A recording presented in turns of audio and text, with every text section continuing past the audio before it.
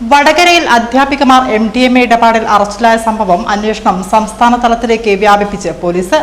Kozhikode rural SP Merin Joseph IPSന്റെ മേൽനോട്ടത്തിൽ പ്രത്യേക അന്വേഷണ സംഘത്തിന് രൂപം നൽകി. പേരാമ്പ്ര BRCയിലെ താൽക്കാലിക അധ്യാപികമാർ ലഹരിമരുന്ന് ഇടപാടിൽ അറസ്റ്റിലായ സംഭവത്തിലാണ് പോലീസ് അന്വേഷണം വ്യാപിപ്പിക്കുന്നത്. കേസിന്റെ പ്രധാന കണ്ണികളെ കുടുക്കാൻ Kozhikode rural SP Merin Joseph IPSന്റെ മേൽനോട്ടത്തിൽ വടകര CI ചുമതലക്കാരനായി പ്രത്യേക അന്വേഷണ സംഘം രൂപീകരിച്ചു.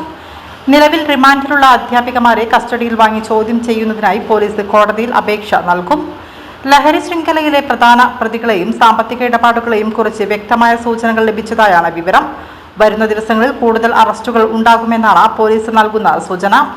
ഇപ്പം ഓപ്പറേഷൻ തൂഫാന്റെ ഭാഗമായിട്ട് ഞങ്ങൾ ധാരാളം കേസസ് രജിസ്റ്റർ ചെയ്തിട്ടുണ്ട്. അപ്പോൾ ഓരോ കേസിലും ഡീപ്പായിട്ടുള്ളൊരു അന്വേഷണമാണ് നടന്നുകൊണ്ടിരിക്കുന്നത്. വടകരയിൽ രജിസ്റ്റർ ചെയ്തൊരു കേസിൽ ഫർദർ ഇൻവെസ്റ്റിഗേഷനിലാണ് ഇങ്ങനെ കൂടുതൽ ആൾക്കാരുടെ ഇൻവോൾവ്മെന്റ് നമുക്ക് മനസ്സിലായത്. അപ്പോൾ അതിൻ്റെ അടിസ്ഥാനത്തിലാണ് ഇപ്പം ഈ 2 അറസ്റ്റുകൾ നടന്നിരിക്കുന്നത്.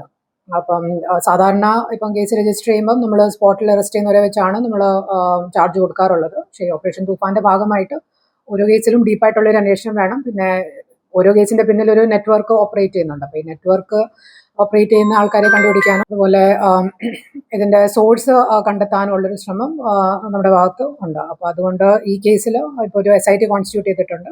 ഡീപ്പായിട്ടുള്ള ഇൻവെസ്റ്റിഗേഷനും ഫർദർ അറസ്റ്റുകളും ഇനി വരുന്ന ദിവസങ്ങളിലുണ്ടാകും.